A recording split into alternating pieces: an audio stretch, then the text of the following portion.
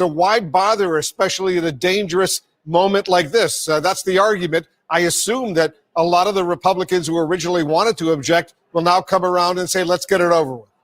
That's exactly right. Look, I think if there was any level of understanding to what was going to happen today in terms of the objections, it was that you have 12 to 15 hours, you get your forum, you get your 5 minutes to make your case, you get your publicity, you get to represent what you said your constituents wanted you to represent, and it was going to take a while. It was going to be a long night, and we're going to need a lot of coffee, but we'd eventually get through it, and then the reality would remain the same.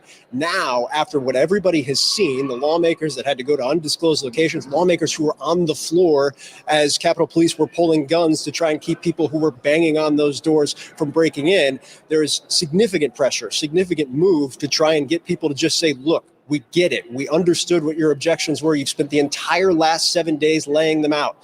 This is different now. It's time to change course. I will make very clear, though, we don't know that anybody's going to change course. And keep in mind, when this all happened, when the two chambers were shut down, when the lawmakers were evacuated from the House and Senate floors, we were in the middle of an objection, the objection to Arizona. So we'll have to see how this all plays out, what the plan is. The key thing we're waiting for now is not when is it going to start. We know it will start at 8. It's not what leaders are going to do. We know they're pushing forward until this is done. It's what are the objectors, specifically the senators, going to do in the wake of everything we've seen over the course of the last 7 or 8 hours. But don't these senators like Ted Cruz, Josh Hawley, they're both very intelligent. They have a lot of experience. Don't they understand by what they're doing, the words that they're uttering, they are simply encouraging these terrorists, these rioters to go out there, storm the streets of the nation's capital, and do more of what we saw today. In effect, they're telling them, yeah, it's great, go ahead and do that. Don't they know how dangerous their words can be? I can't speak for where the senators are, Wolf. Obviously, they've both put out tweets and statements condemning the violence and condemning what we've seen today. I think the one thing that today rips the veil off of is senators who were involved in the objection process or wanted to be objectors who said, look, this has nothing to do with overturning an election. This has nothing to do with what the president's saying. Ignore what the president's saying. We're doing this just to raise the issue, just to have the conversation, just like Democrats may have done in the past. And I think that was specious to begin with, without question, given the fact the president was calling to overturn the election. But now, in the wake of what we've seen over the course of the last several hours, it's particularly specious. And so I think everybody's cognizant of that. But I don't have the answers right now in terms of what they're going to do. They were very serious about these challenges. They had laid out their plan and their strategy and how they were going to lay out what their thoughts were on this process during their allotted 5 minutes, how they changed course, if they changed course right now. Still waiting for those answers, Wolf. I want to go to John King. John, it would be different if there was a chance they might succeed. These Ted Cruz's and Josh Hawley's, they have no chance of succeeding. Get it over with and move on. They had no chance of conceding, Wolf, because the president lost the election convincingly, has challenged the results in court after court after court after court and presented zero evidence. It is over, which makes this a moment of choosing for these Republicans. The president of the United States today again failed the leadership test, again embarrassed the United States on the world stage, and again lied to his own supporters. To me, that's the more reprehensible leadership failure, lying to your own supporters by saying, we won in a landslide. Keep at the fight. I love what you did at the United States Capitol. It was an insurrection. It was domestic terrorism. It was violence. It was illegal. And the president of the United States said he loved it. So now, what does Senator Cruz do? What does Senator Hawley do? What do these House Republicans do? What's more important, the country and the Constitution, or Donald Trump and his ego and your fear of his voters in the next election? Moment of choosing. The president's behavior today underscored why he lost this presidential election, why he's now a loser. Our special coverage continues right now with Aaron Burnett. Okay, thanks. This is CNN Breaking News. And good evening. I am Aaron.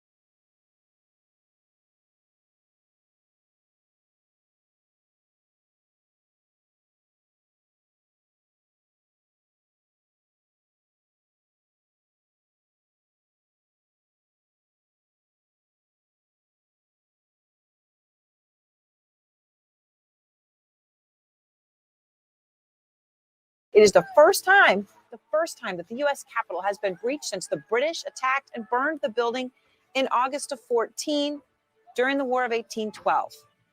And then inside an armed standoff. This image I found breathtaking when I saw it on the door of the floor of the House. This image in the United States, guns drawn, pointed at the door of the people's house. And a protester on the Senate floor, where just hours earlier, Vice President Mike Pence was sitting while the Senate was in the midst of counting the electoral votes. And now we have just learned, and in a significant development here, Congress not going home for the night after all of this, after all the evacuations and the fear. They are coming back. They are set to resume that count next hour. And then this image. Trump supporter breaking into House Speaker Nancy Pelosi's office, feet in her desk, kicking back, leaving that note, "We will not back down." Now, this violence was sparked by the President of the United States, Donald J. Trump, who rallied that crowd earlier today. We're going to walk down to the Capitol, and we're going to cheer on our brave senators and congressmen and women. And we're probably not going to be cheering so much for some of them, because you'll never take back our country with weakness. You have to show strength, and you have to be strong. And they listened to their leader. They marched on the Capitol. They stormed it. They broke in. And the president is even now defending the mob attack, saying, and I quote him, "These are things that happen when a sacred landslide victory is stripped away." It's just, right, it's crazy, it's a lie, it's untrue, and this is just what happens? No, it's never happened. As flashbangs were heard at the Capitol, Trump then released a video pouring even more gasoline on the fire, claiming that the election was stolen. That's what he did, put out a video. Alex Marquardt is on the ground in Washington near the Capitol. And Alex, we are now an hour into the curfew and an hour ahead of Congress saying they're going to come back in session and continue with this electoral college count. Where do things stand right now?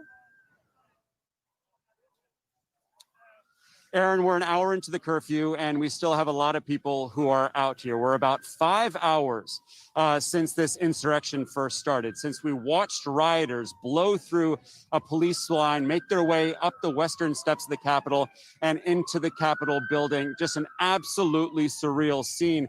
Now, in the lead up to the curfew, we did see, finally, for much of the afternoon, we were asking ourselves, where's the cavalry? Where's the law enforcement that's going to push these rioters out? They did appear a short time ago. And I'm just going to show you the law enforcement presence here. This is a long line of officers from different agencies who have managed to push these protesters, many of them rioters, many of them not rioters.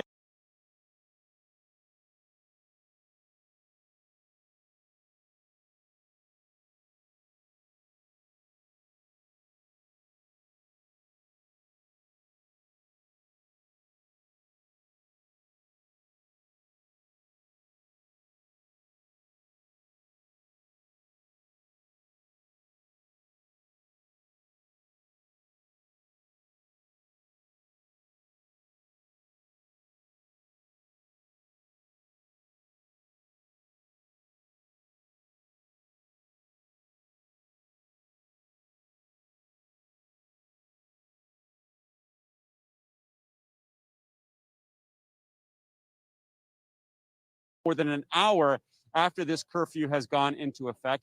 I should also say that the FBI is out here as well. It has been relatively peaceful since the curfew went into effect. There had been some tear gas fired, but we have not seen, we really should note, we have not seen the kind of violent reaction from the law enforcement side that we saw during the George Floyd protests, during the Black Lives Matter protests, when we saw lots of tear gas fired, lots of pepper spray, those pepper balls. And so it has been a much lighter hand put on these protesters here this afternoon. As you know well, Aaron, as night falls, things can often turn and get more violent. It remains to be seen whether that is going to happen now, but the curfew is fully in effect, and the law enforcement is out here. They have managed to clear the entire western side of the Capitol, pushing these protesters away from the Capitol building that was invaded earlier today. Aaron. All right, Alex, thank you very much. I know you and I are not so many reporters who've been in other places in the world. It's amazing to see these images here. I sort of, it's still just dumbfounding. Manu Raju is out front on Capitol Hill. And Manu, you know, amidst this, they now, you're reporting, say they're going to resume that joint session, not going to put it off till tomorrow. They're going to come back, which is important, 8 p.m. Eastern time. So, you know, as this started, right, you had Lankford objecting, and all of a sudden, right, Mitch McConnell broke in and we're going in recess, and now that's it. But a lot just happened. So what's going to happen tonight? Are they just going to continue with the same planned objections and the same planned thing, or could something dramatically change?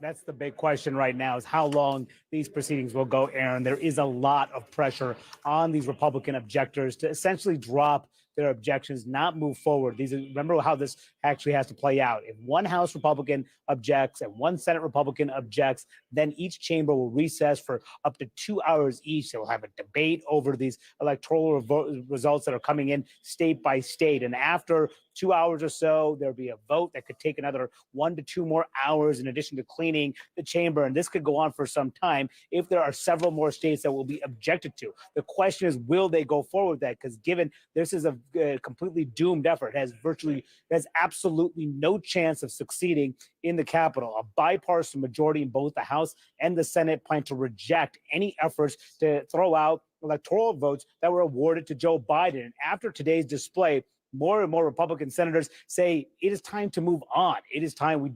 This is what happened in their view is a disgraceful act. They said it's time to come together, and there's pressure to expedite the proceedings. Now, will those senators go along is the question. One of the senators, Josh Hawley of Missouri, has indicated he plans to object to the state of Pennsylvania's electoral votes. Uncertain if he continues to do that. Also, Georgia, Kelly Loeffler, the defeated appointed senator from Georgia, had indicated last night she planned to come back here and object to her state's electoral votes that have been awarded to Joe Biden. Will she continue with that? Also uncertain. But the hope among the Republican leaders and Democratic leaders is that they will sense that this is a moment where the country needs to come together, where the Congress needs to come together and send a message that our elections are free and fair, and it's time to move forward. Now, behind the scenes, some of those detractors did have a strategy meeting. It's unclear what has come out of that, but behind closed doors just moments ago, Aaron, the senators have been briefed by top officials who are dealing with the floor proceedings, including law enforcement officials.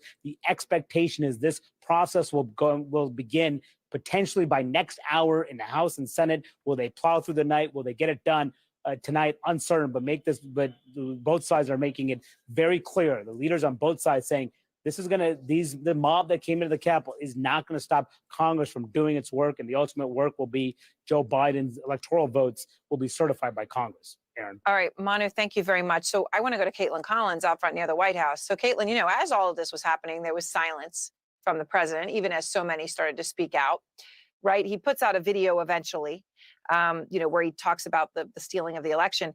And then his tweet, which has now been removed by Twitter. They're not even saying it's disputed. They actually removed it. These are things that happen. Well, they're not things that happen, but what was happening with him today? Well, and I do just want to note in light of what you just said, Aaron, about them removing the president's tweet, they also just tweeted saying that his account will be locked for the next 12 hours following the removal of those tweets. That means we will not hear from the president on Twitter. The account will remain locked. That is the